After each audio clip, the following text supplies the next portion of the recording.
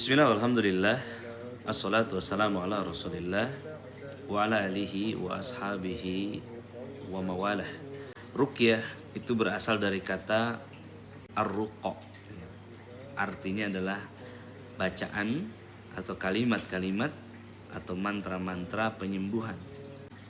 Dalam bahasa Arab atau secara istilah, ar-ruqa atau nanti dikenal sebagai ruqyah ini adalah al-istisfa bil kalam atau bacaan yang dinilai terdapat kesembuhan di dalam. Istisfa bil kalam adalah merupakan tradisi atau kebudayaan orang-orang Arab jahil ya, di mana ketika mereka mendapati satu penyakit, mereka membacakan mantra-mantra dengan tujuan penyembuhan. Nah, inilah yang kemudian disebut sebagai ruqyah.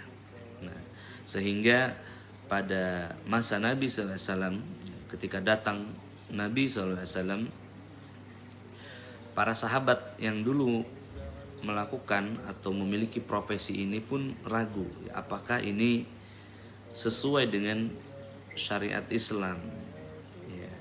Dan kemudian mereka bertanya ya, di antaranya adalah sahabat yang bernama Auf bin Malik radhiyallahu anhu. Dia bertanya, ya Rasulullah, dahulu aku melakukan ruqyah, maksudnya menjampe untuk menyembuhkan. Lalu setelah datang Islam, aku menggantinya dengan bacaan-bacaan, doa-doa dari Al-Quran. Dan kemudian Rasulullah SAW mengatakan, tunjukkan cara kamu meruqyah. Iridu ala yaruqakum. Tolong tunjukkan bagaimana kamu meruqyah. Maka Nabi SAW melihat ruqyahnya Auf bin Malik ini, dan dia mengatakan la ba'sa biruqa malam takun sirkan. Tidak mengapa meruqyah itu selama tidak terdapat kesirikan. Nah hadirin, apa sih impact mengetahui daripada hadis ini? Ya, apa impact daripada memahami apa itu ruqyah syar'iyah dan ruqyah syirkiyah itu? Ketika kita mengetahui ruqyah kita itu sesuai syariat atau tidak, atau ketika ada kepedulian ruqyah yang kita ikuti itu benar apa tidak, maka itu menunjukkan bahwa kita itu peduli dengan metode, dengan tata cara, ya, dengan proses yang nanti akan menjadikan ruqyah kita itu pahala atau justru siksaan, begitu teman-teman. Ya. Dan ketika teman-teman tidak peduli tentang pahala dan siksaan, maka sesungguhnya dengan mengambil ruqyah yang syirik itu justru akan menjauhkan kita daripada kesembuhan itu sendiri. Betul apa tidak? Jadi ada ruqyah yang sesuai syariat ataupun yang keluar bahkan menentang syariat. Nah, ini penting sekali teman-teman sekalian. Bagaimana ruqyah syariah itu? Nah, ini bukan klaim tanpa dasar pemikiran teman-teman sekalian. Bukan klaim tanpa data. Ruqyah syariah dan syirkiyah ini bukan sebuah klaim tanpa dasar. Karena memang syariat Islam itu terbuka. Syariat Islam itu ilmiah. Ya. Syariat Islam itu based on reference. Berdasarkan referensi tertinggi. Ya. Berdasarkan referensi terbaik yang valid, yakni Al-Quran dan As-Sunnah. Allah Subhanahu wa taala berfirman, "Qul huwa lil ladzina amanu hudan wa syifa." Katakanlah Al-Qur'an itu dia adalah petunjuk dan juga syifa. Ya. Jadi Al-Qur'an itu merupakan sumber petunjuk, sumber bimbingan, ya. Referensi tertinggi. Tidak perlu penguat. Al-Quran itu tidak memerlukan bukti. Al-Quran itu tidak harus dibuktikan. Bahkan Al-Quran itu sendiri adalah bukti. Al-Quran adalah bukti itu sendiri. Ya. Dia adalah referensi itu sendiri. Referensi yang turun dari langit. Buku tersahih di jagat raya ini. Dan dia mendeklarasikan bahwa selain dia sebagai petunjuk, Al-Quran juga sebagai apa? Syifa. Al-Quran itu sebagai apa? Penyembuh. Ya, healer. Jadi di situ bukan obat, tapi penyembuh. Ya. Al-Quran itu sebagai apa? Syifaun wa rahmat. Dia itu adalah penyembuh dan juga rahmat. Luar biasa hadirin. Allah Ta'ala juga berfirman, wa nunazzilu minal qur'ani ma huwa syifaun wa rahmatun lil mu'minin. Al-Quran itu adalah syifa, penyembuh, dan juga rahmat bagi orang-orang yang beriman. Rahmat bagi yang meyakininya. Allah itu memiliki perbendaharaan atau kekayaan ya, di langitnya, dan memberikannya ke bumi ini satu rahmat yang dengan rahmatnya itu terciptalah kehidupan ini. Hiduplah seorang Nuruddin, putra-putranya, dan juga teman-temannya, kita semua ini. Ya, Allah hadirkan akal manusia yang mempelajari teknologi, dan terhubunglah kita. Ini adalah rahmat dari Allah Ta'ala. Kita mengenal Allah, kita dalam kesulitan kita memohon kepada Allah, kita sedang sakit kita minta kepada Allah. Ini bagi orang yang beriman. Bagi orang yang tidak beriman susah untuk meyakini ini. Ayat yang ketiga, Allah Ta'ala berfirman, ya ayuhan nas, wahai seluruh manusia, qad za'atkum mau'izatum min rabbikum wa shifaa'un lima fis sudur wa hudan wa rahmah lil mu'minin. Wahai sekalian manusia semuanya, sungguhnya Tuhan kalian telah menurunkan kepada kalian ya, mau'izatum min rabbikum. Ya. Mau'izah ini Al-Quran. Shifaa'un lima fis sudur, sebagai penyembuh bagi dada kalian. Sifaun lima fis sudur, penyembuh bagi penyakit di dalam dada. Wahudan warahmah lil mu'minin, dan juga petunjuk, juga rahmat bagi orang yang beriman. Luar biasa ya. Allah Subhanahu wa taala menyebut orang yang beriman, the believers, the one who has faith in their heart, orang-orang yang memiliki iman di dalam dadanya. Tapi di yang ketiga ini Allah Ta'ala juga memanggil ayuhan nas, seluruh manusia. Jadi Al-Quran itu selain dikatakan hudan wasifa, ya, petunjuk dan juga penyembuh, ya, kemudian Allah juga menyebutkan syifaun lima fis sudur, dia itu penyembuh bagi penyakit di dalam dada manusia. Jadi Al-Quran itu menyembuhkan penyakit-penyakit di dalam dada. Nah, penyakit di dalam dada itu ikhwas sekalian adalah penyakit yang sifatnya psikis, perasaan. Ini justru penyakit yang tidak ada obatnya di muka bumi. Jadi penyakit tertinggi yang saat ini disebut sebagai anxieties atau apa? Was-was. Baik, selain 3 ayat tadi, Rasulullah Shallallahu Alaihi Wasallam itu mencontohkan bagaimana ruqyah yang benar itu. Pertama teman-teman, penyakit apa sih yang bisa sembuh dengan ruqyah ini? Ya. Maka Rasulullah SAW bersabda, "Alla inna fil jasadi mudghah." Jadi setelah Allah Ta'ala mengatakan bahwa Al-Quran itu syifaun lima fis sudur, penyembuh bagi penyakit-penyakit di dalam dada, maka Rasulullah SAW menegaskan tentang apa yang maksud sudur atau dada tersebut. Dan Rasulullah SAW bersabda, "Alla inna fil jasadi mudghah." Di dalam tubuh manusia itu ada segumpal daging. Ketika segumpal daging itu sehat, maka sehat semuanya. Wa idza fasadat fasadal jasadu kulluhu. Maka ketika segumpal daging itu sakit, sakitlah seluruh jasadnya. Lihat ya, fasadat jasadu kulluhu, sakitlah seluruh jasadnya. Jadi kalau hatinya baik, akan baik seluruh tubuhnya. Jasadu kulluhu. Kalau hatinya itu sakit, maka akan sakit seluruh tubuhnya. Fasadat jasadu kulluhu. Kulluhu, semuanya. Jadi menurut Nabi SAW, Nabi Muhammad SAW adalah wakil Tuhan di muka bumi, wakil Allah di muka bumi, Rasul Allah. Artinya apa yang disampaikan adalah dari Allah. Apa yang disampaikan adalah sahih.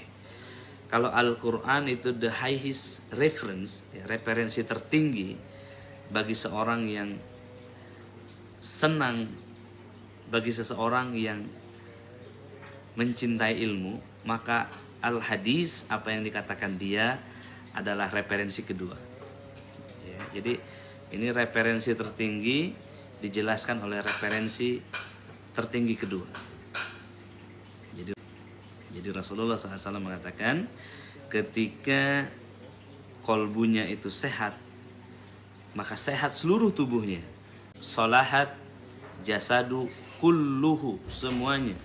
Jaminan dari Nabi SAW, kalau hatimu sehat, kolbumu sehat, imanmu sehat, akalmu sehat, jiwamu sehat, sehatlah seluruh jasadmu, begitu. Kulluhu, apa itu? Kulluhu di situ semuanya. Sarafnya sehat, darahnya sehat, sel-sel tubuhnya sehat, tulangnya sehat, organnya sehat, hidupnya sehat. Jaminan dari Nabi Sallallahu Alaihi Wasallam. Dan Nabi SAW mengatakan, menutup hadis ini, ala wahiyya al-qalbu, yang dimaksud segumpal daging itu adalah al-qalbu atau kolbu manusia. Kolbu itu adalah, hadirin, softwarenya organ jantung. Softwarenya atau perangkat halus daripada jantung manusia. Masya Allah. Nah, agar si al-qalbu itu sehat, teman-teman sekalian, kita harus mengetahui ada apa sih di sana itu. Ya.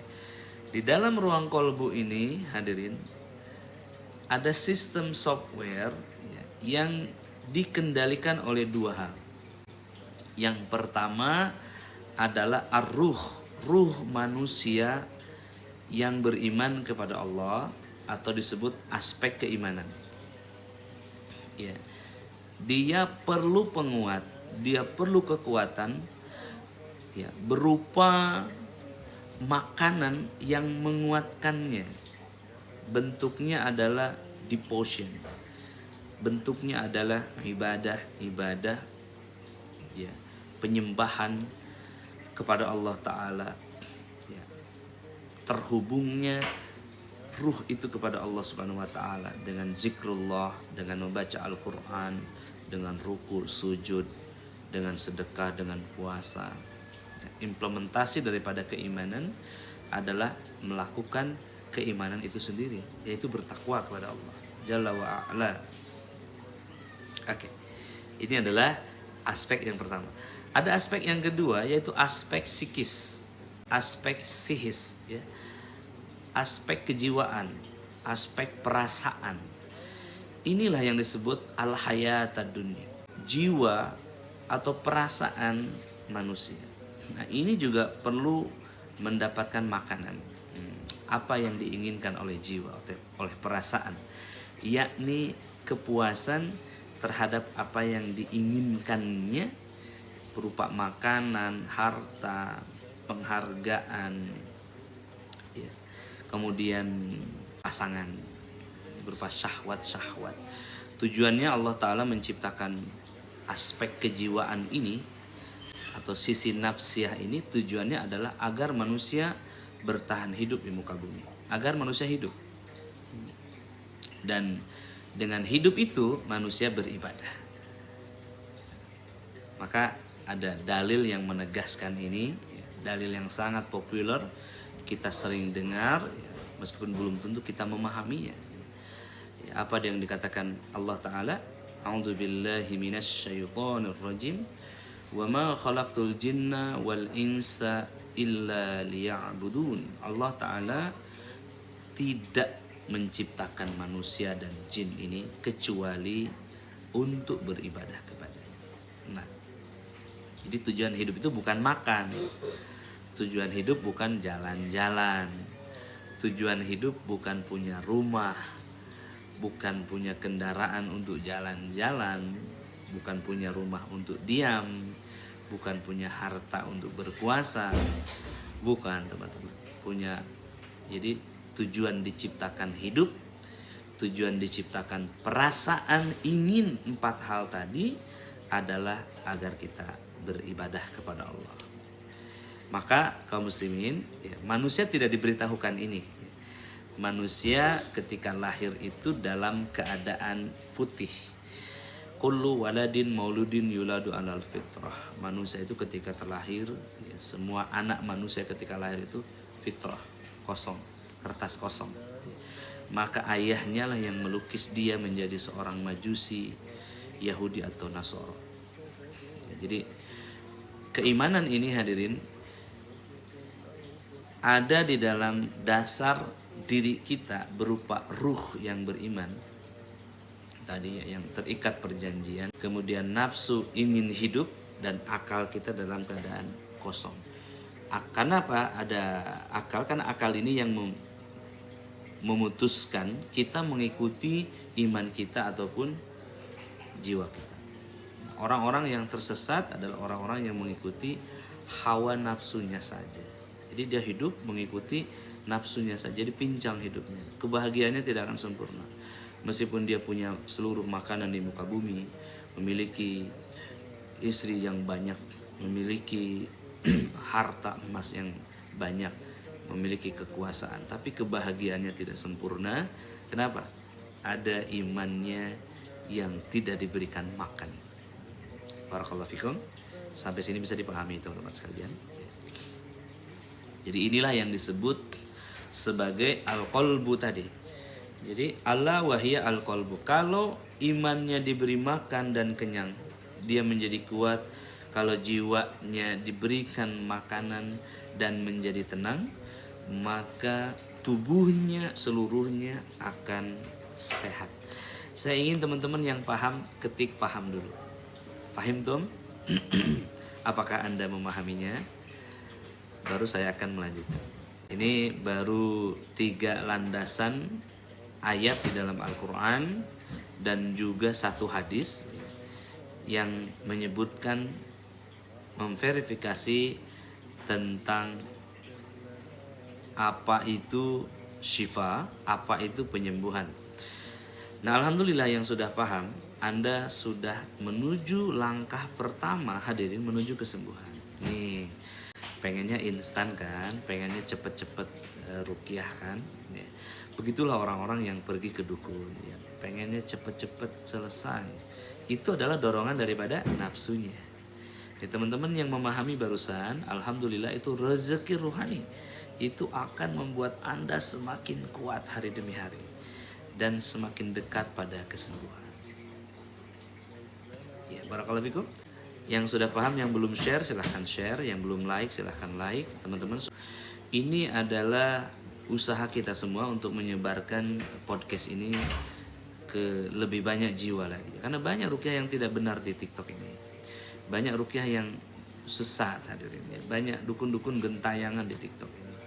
Kalau Anda beriman, ya Anda meyakini ini benar, baik, share. Jangan ragu-ragu teman-teman. Nah, hadirin, hadis yang kedua dari Ubay bin Ka'ab radhiyallahu an dalam Musnad Imam Ahmad.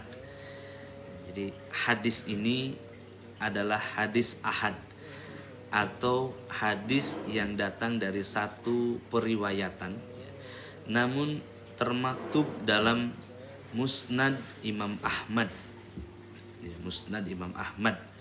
Nah, di belakang saya ini ada kitab tebal. Nah, Al-Musnad. Betul.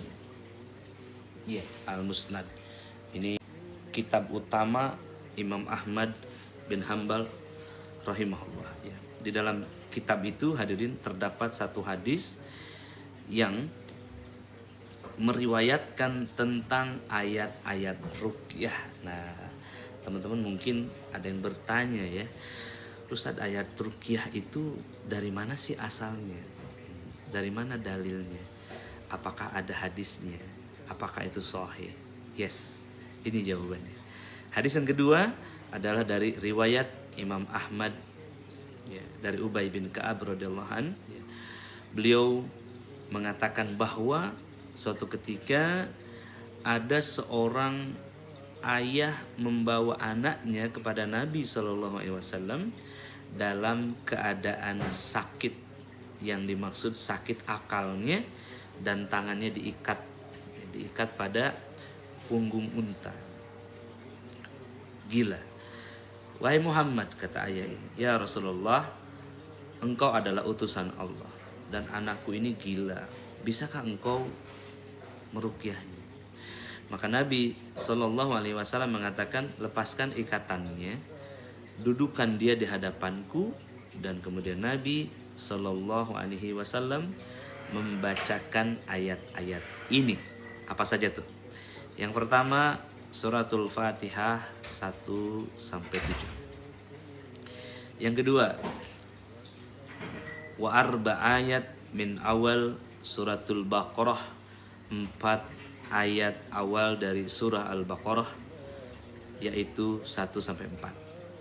Wahatainil ayatain, dan 2 ayat di tengahnya, yaitu 163 dan 164. Ya, kemudian surat Al-Baqarah ayat 255, yaitu ayat kursi. Ya, hadirin.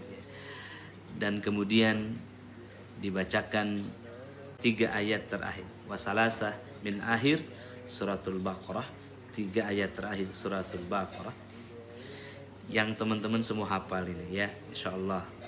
Kemudian 1 ayat daripada surah Ali Imran ayat 18, 1 ayat dari surah Al-A'raf ayat 54, kemudian 10 ayat dari surah As-Saffat ya 1-10, kemudian 1 ayat dari surah Al-Jin yaitu ayat ketiganya, dan kemudian surah Al-Hasr ayat 22, 23, 24, kemudian surah Al-Ikhlas, surah Al-Falaq, dan surah An-Nas.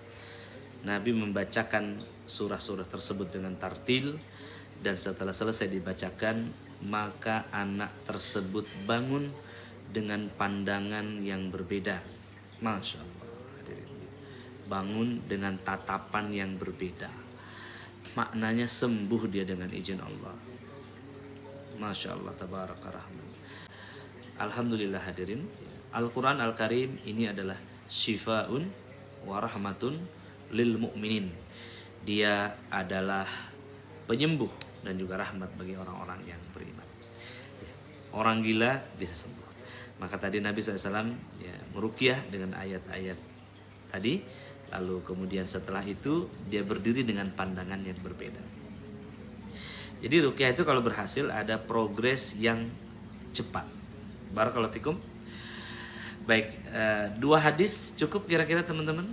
Satu lagi ya, Nabi SAW ini diriwayatkan oleh Aisyah radhiyallahu anha.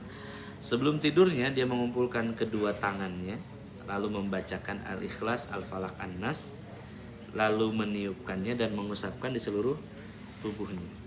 Nah, ini adalah bagian daripada ruqyah mandiri. Ya, Nabi SAW melakukan terapi ruqyah mandiri, ya, ruqyah zatiyah atau self healing.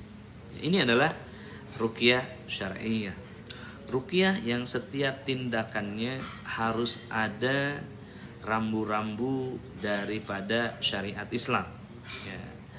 Kaum muslimin jika ingin membaca kitab ruqyah yang lengkap, ya, kami sedang menerjemahkan kitab Ensiklopedi Ruqyah setebal 7.500 halaman. Judulnya adalah Nahwa Mausu'ah Syar'iyyah fi Ilmi Ruqa. Artinya ensiklopedi ilmu ruqyah syar'iyyah berdasarkan Quran dan Sunnah ya, syariah wa atsar ya, dan juga atsar ya, ada 14 jilid ya, 14 jilid dan sudah sedang cetak ya. Nah, teman-teman sekalian, itu dia dasar Al-Qur'an dan dasar hadis tentang ruqyah yang sesuai syariat. Nah, ruqyah yang tidak sesuai syariat ya, adalah ruqyah yang batil, yang tidak akan mendatangkan kesembuhan atau hanya mendatangkan kesembuhan yang semu. Ya, di TikTok ini banyak ruqyah-ruqyah yang aneh. Ya. Seorang wanita tidak berkerudung, ya, membuka auratnya, atau kadang-kadang dia berkerudung juga dan mengatakan Anda ada khodamnya atau tidak ada khodamnya. Judul besarnya cek khodam. Ya, kemudian penyembuhannya pakai cincin, pakai mantra-mantra yang batil, mantra-mantra yang tidak dikenal, teman-teman sekalian. Ya, kita harus jaga diri kita daripada ruqyah-ruqyah yang batil ini. Bayangkan anak Anda sakit, dia live di TikTok, dia sedang menyimak TikTok dan muncul dukun-dukun ini, lalu menganggap ini bagian daripada ruqyah yang sesuai dari syariat. Ini musibah. Jadi kita harus tahu apa itu ruqyah syar'iyyah dan ruqyah syirkiyah. Tadi kita telah jelaskan apa itu ruqyah syar'iyyah. Dan saya mau menjelaskan juga sedikit ya, tentang ruqyah syirkiyah. Apa itu ruqyah syirkiyah? Yaitu ruqyah yang terdapat kesyirikan di dalam prakteknya. Apa kata Nabi? Inna ruqa wat tamaim wat tiwalah syirk. Sesungguhnya ruqyah itu, ajimat itu ya, dan sihir itu adalah syirik.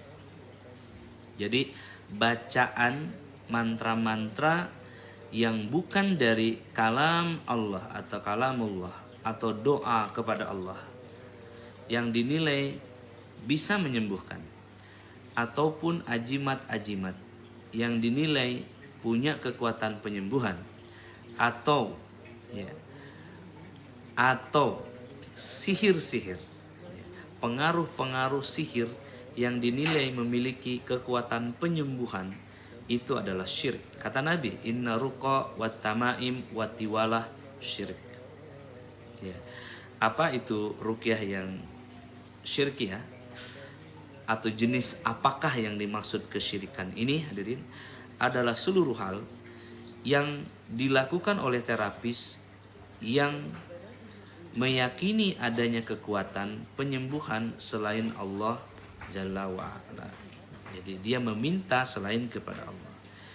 Jadi dalam proses ruqyahnya itu ada ajimat yang dia sandarkan sebagai jalan penyembuhnya.